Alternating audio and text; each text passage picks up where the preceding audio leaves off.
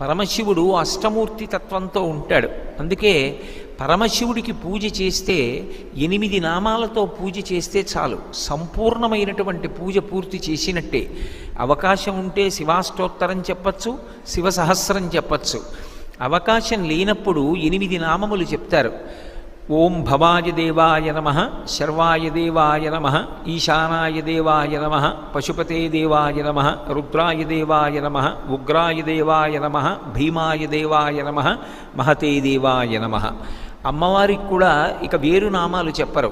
భవస్య దేవస్య పత్నీ నమః, శర్వస్య దేవస్య పత్నీ నమః, ఈశానస్య దేవస్య పత్నీ నమః, పశుపతే దేవస్య పత్నీ నమః అని ఈ 8 నామాలకి మళ్ళీ పత్నీ నమః అని కలుపుతారు.